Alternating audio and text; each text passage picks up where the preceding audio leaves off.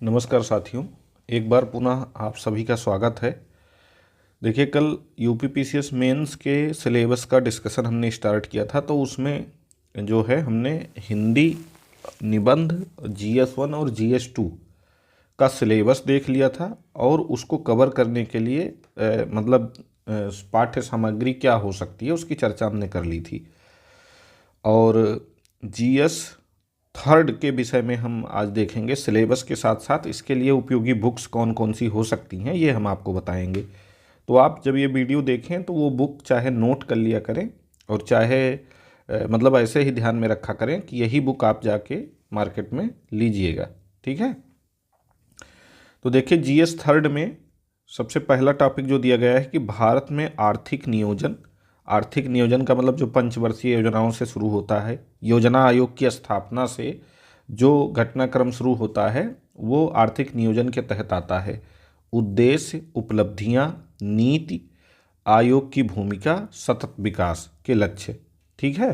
तो ये टॉपिक आप कवर कर सकते हैं 11th-12th की जो NCERT है। ठीक है, 11th-12th की जो NCERT है उससे, और साथ ही साथ जो है ये टॉपिक आप कवर कर सकते हैं घटना चक्र की जो बुक आई है, एक योजना नीतियाँ एवं कार्यक्रम, योजनाएं नीतियाँ एवं कार्यक्रम घटना चक्र ने अपडेट करके निकाला है, तो वो बुक आपके पास होनी चाहिए। ठीक है। प्लस घटना चक्र या दृष्टि का या मेंस 365 GS थर्ड का आपके पास होना चाहिए। तो ये 3 सामग्री आप ले लीजिए। 11-12 की NCERT जरूर देख लीजिए, उससे आपके कॉन्सेप्ट क्लियर होंगे। ठीक है, NCERT ले लीजिए।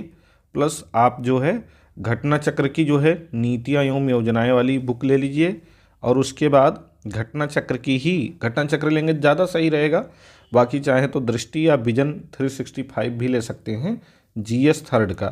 ठीक है, GS थर्ड का साल्व पेपर आपके पास, यूपीपीसीएस का एक साल पेपर घटना चक्र ने निकाला है। 2018 से लेकर के 2023 तक के पेपर उसमें दिए गए हैं, तो ये भी आपके पास होना चाहिए, इसको भी आप ले लीजिए। ठीक है।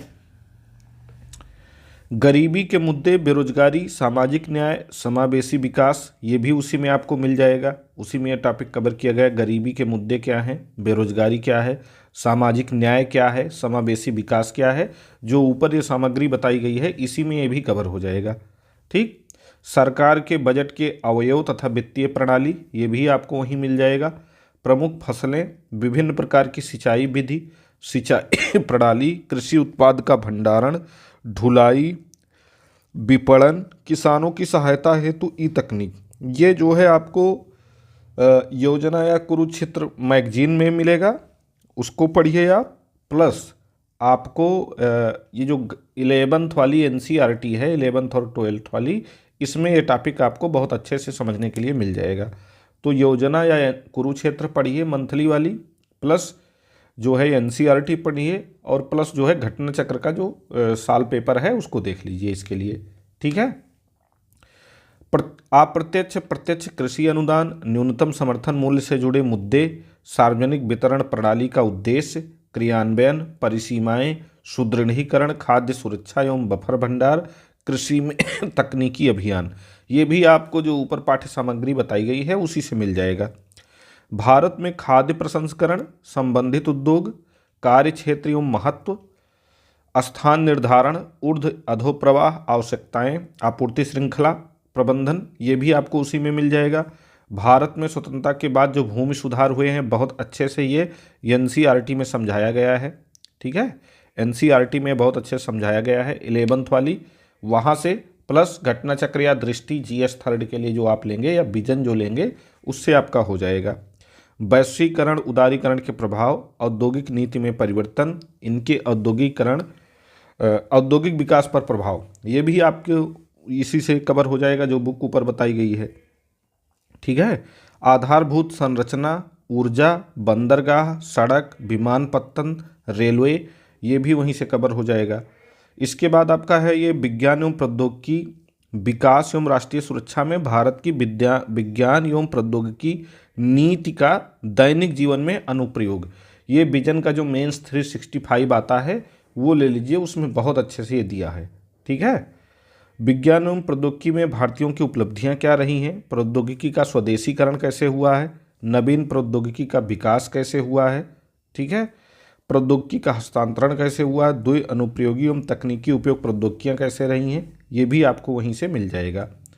सूचना एवं संचार प्रौद्योगिकी, अंतरिक्ष प्रौद्योगिकी, कंप्यूटर, ऊर्जा स्रोतों, नैनो प्रौद्योगिकी, सूक्ष्म जीव विज्ञान, जैव प्रौद्योगिकी क्षेत्र में जागरूकता, बौद्धिक संपदा अधिकारों एवं डिजिटल अधिकारों से संबंधित मुद्दे, ये भी आपको उस विजन वाली बुक में मिल जाएगा।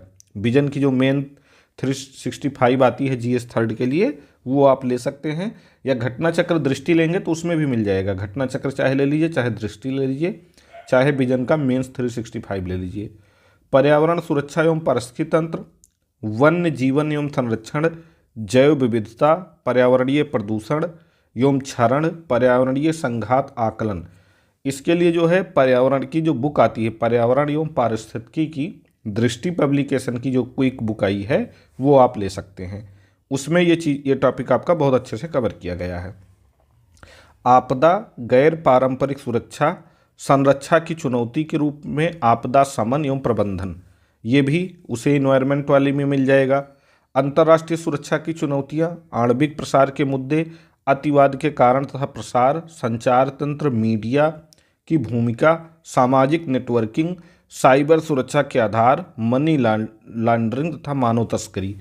ये देखिए बेसिकली एक करंट अफेयर्स का मुद्दा रहता है, तो ये भी आपको जो आप मेंस 365 लेंगे विजन का, उसमें मिल जाएगा। प्लस इसको आपको करंट की मैगजीन से अपडेट करते रहना है, ठीक है। जो आप मंथली मैगजीन करंट की पढ़ेंगे और जो योजना या कुरुक्षेत्र पढ़ेंगे, उससे इसमें आपको वैल्यू एडिशन मतलब वैल्यू एडेड कंटेंट जोड़ते रहना है, ठीक है। भारत की आंतरिक सुरक्षा की चुनौतियां क्या हैं, आतंकवाद क्या है, भ्रष्टाचार क्या है, बगावत तथा संगठित अपराध क्या है, ये टॉपिक भी ऊपर वाला जो मेथड बताया गया उसी से कवर करना पड़ेगा। सुरक्षा बलों की भूमिका, प्रकार, शासनाधिकार, भारत का उच्च रक्षा संगठन, ये भी आपको वहीं से कवर करना पड़ेगा।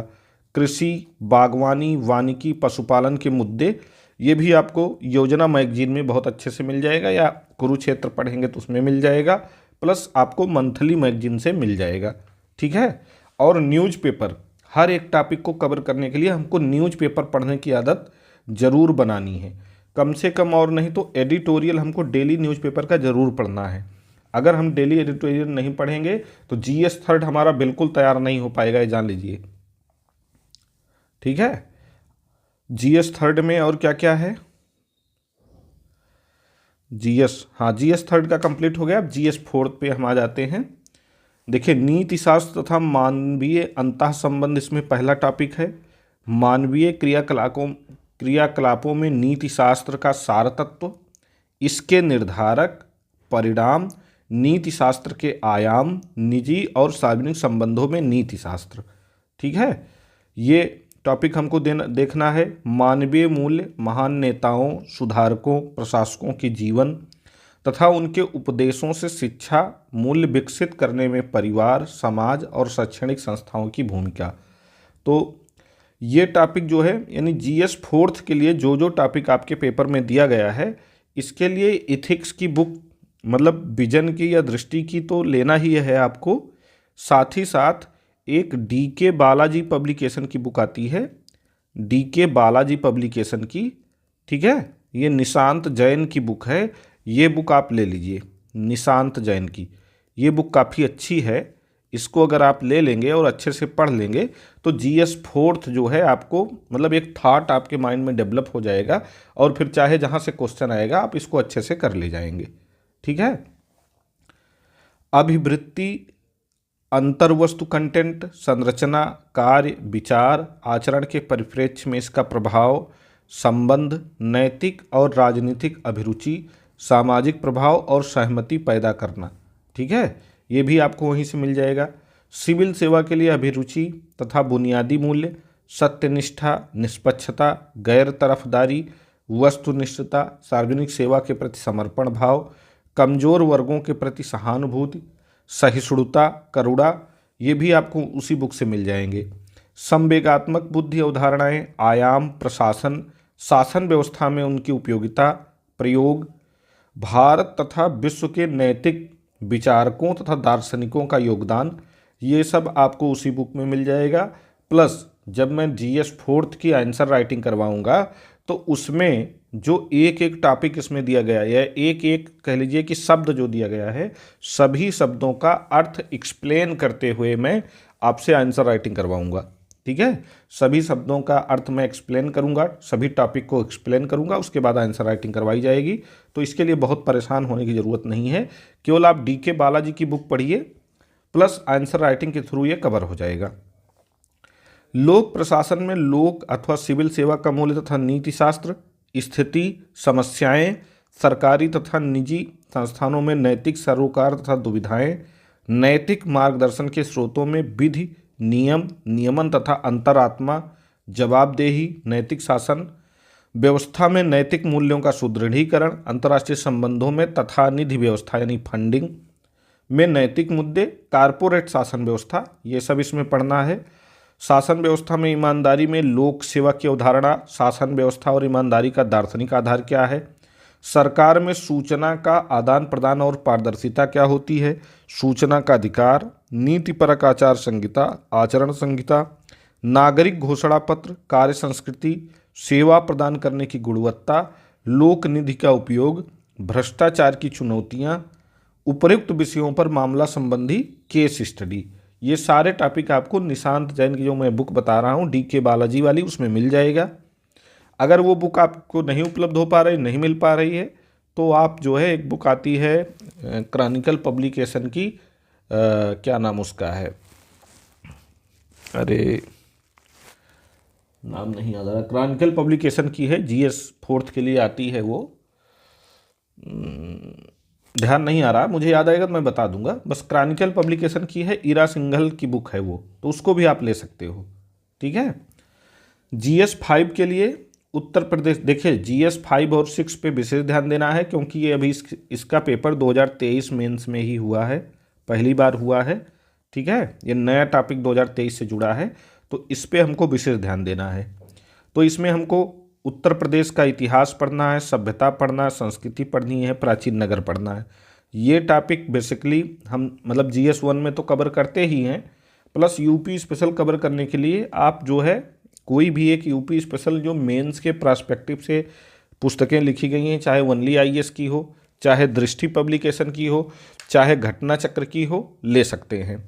और एक कोई जो है सारस्वत करके जो राइटर हैं, बीके सारस्वत है, डीके सारस्वत, क्या नाम उनका है, ठीक है, मैकग्रा हिल पब्लिकेशन में उन्होंने बुक पब्लिश की है, तो उसको ले लीजिए। तो एक उत्तर प्रदेश स्पेशल की जो मूलभूत जानकारी आपके पास होनी चाहिए वो हो जाएगी।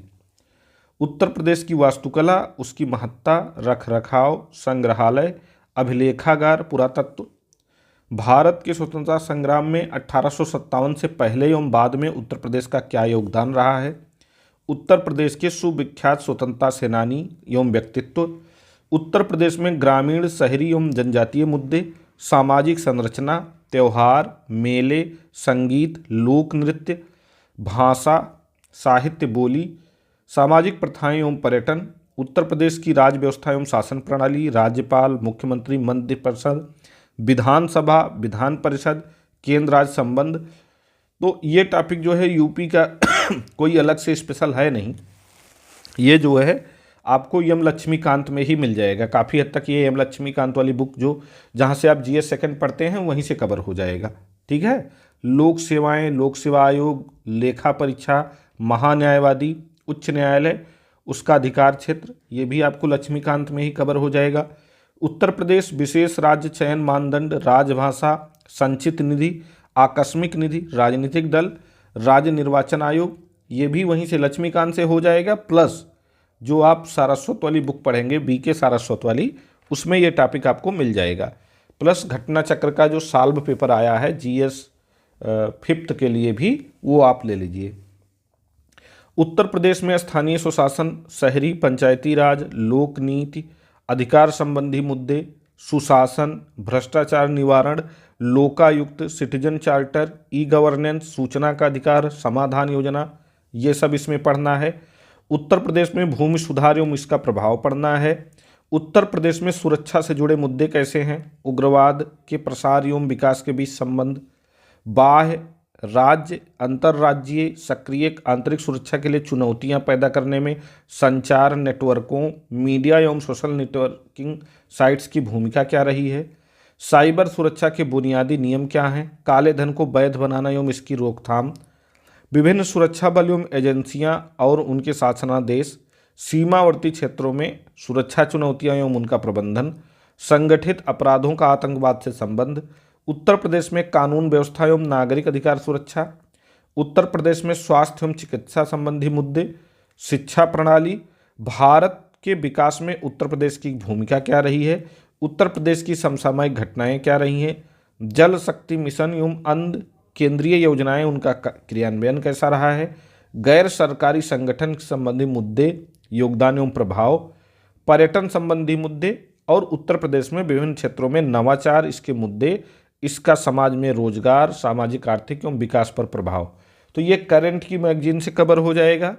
प्लस जो आप बीके सारस्वत या डीके सारस्वत जो भी हैं उनकी जो बुक पढ़ेंगे यूपी स्पेशल की, या दृष्टि की जब पढ़ेंगे यूपी स्पेशल की, तो या घटना चक्र का यूपी स्पेशल पढ़ेंगे जो मेंस के लिए लिखा गया है, तो उससे आपका ये टॉपिक बहुत अच्छे से कवर हो जाएगा।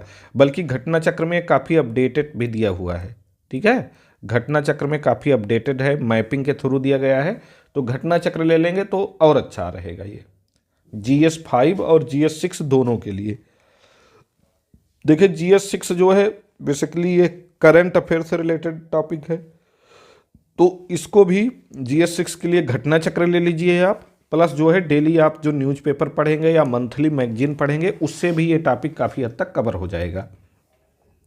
इसमें यूपी की इकोनॉमी पढ़ना है, अर्थव्यवस्था एवं राज्य बजट की प्रमुख विशेषताएं, बुनियादी ढांचा, भौतिक संसाधनों का महत्व, उत्तर प्रदेश का व्यापार वाणिज्य उद्योग हमको पढ़ना है, उत्तर प्रदेश सरकार की लोक कल्याणकारी योजनाएं, परियोजनाएं, नियोजित विकास, मानव संसाधन एवं कौशल विकास, उत्तर प्रदेश में निवेश मुद्दे एवं प्रभाव, उत्तर प्रदेश की लोक वित्त एवं राजकोषीय नीति, कर एवं आर्थिक सुधार, एक जिला एक उत्पाद नीति, नवीकरणीय ऊर्जा, गैर नवीकरणीय ऊर्जा संसाधनों की योजना एवं प्रबंधन, जननांकिकी, जनसंख्या एवं जनगणना, उत्तर प्रदेश में कृषि का व्यवसायीकरण एवं कृषि फसलों का उत्पादन, उत्तर प्रदेश की नवीन वानिकी नीति, उत्तर प्रदेश की कृषि एवं सामाजिक वानिकी, उत्तर प्रदेश में कृषि विविधता, कृषि की समस्याएं उनका समाधान, उत्तर प्रदेश के विभिन्न क्षेत्रों में विकासीय सूचकांक, यूपी का भूगोल, भौगोलिक स्थिति, उच्चावच संरचना, जलवायु,